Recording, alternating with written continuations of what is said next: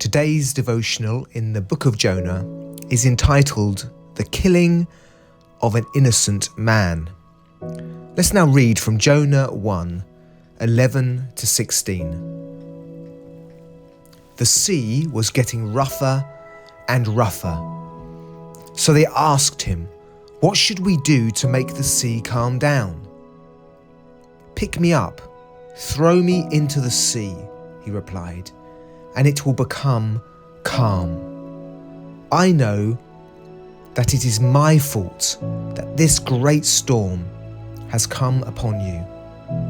Instead, the men did their best to row back to land, but they could not, for the sea grew even wilder than before.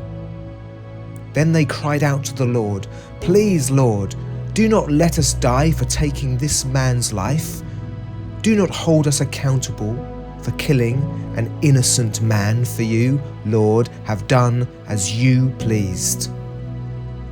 Then they took Jonah, threw him overboard, and the raging sea grew calm. At this, the men greatly feared the Lord. They offered a sacrifice to the Lord and made vows to him.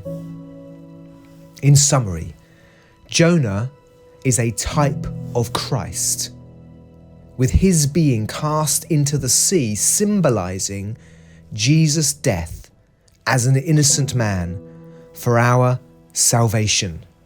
Let me read that again. In summary, Jonah is a type of Christ.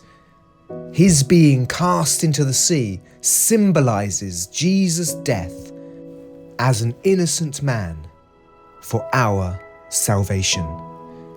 It's ironic that the sailors call Jonah an innocent man. Jonah, who has run away from the Lord, gone in the opposite direction to the Lord's call. He is not innocent. He is the cause of this storm. These sailors are being subjected to this storm because it's Jonah's fault. Now, this is prophetic. Through these unbelieving sailors, we hear the gospel. We hear the good news of Jesus Christ. Their words are pointing to, or we often call it foreshadowing, the death of the only innocent man, Jesus. Jesus was without sin. He died in our place. He was thrown into the storm of our sin. He took our sin, and we receive his perfect righteousness as a gift when we put our faith in him. Peter writes of Jesus' death for us. "For Christ also suffered once for sins, the righteous for the unrighteous, to bring you to God. He was put to death in the body, but made alive by the Spirit." 1 Peter 3:18. He's the righteous one. He's the only righteous one, and he dies for the unrighteous. That's you and me.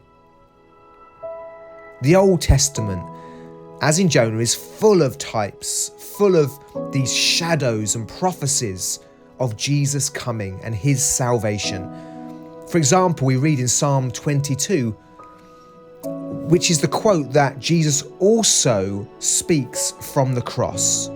In Psalm 22:1, we read, my God, why have you forsaken me?" Now, this is Jesus quoting from Psalm 22. He's quoting it because he knows that he is fulfilling this Old Testament prophecy, that he is being forsaken for our sin, this innocent one, thrown into the storm for us. Jesus' words speak of his understanding that he is fulfilling the types and prophecies of the Old Testament. He's forsaken for our sin. He is dying for our justification. So in response, let's look for Jesus as we read the Bible. When we read the Old Testament, it's so important to look for Jesus. He is the fulfillment of the promises, the types and the shadows presented throughout the Old Testament. He is the Jonah who goes into the storm to save us. He is the true David who conquers the giant of sin and death. He is Joseph who goes down into Egypt, suffering for the salvation of his people. He is the Lamb of Atonement. He's the true and righteous King. He's the great high priest. He's the one who leads us into the true promised land of eternal rest.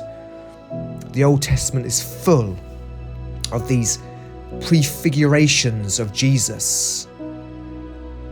Understanding this will help us to really see Jesus at the heart of the entire story of the Bible. God bless you.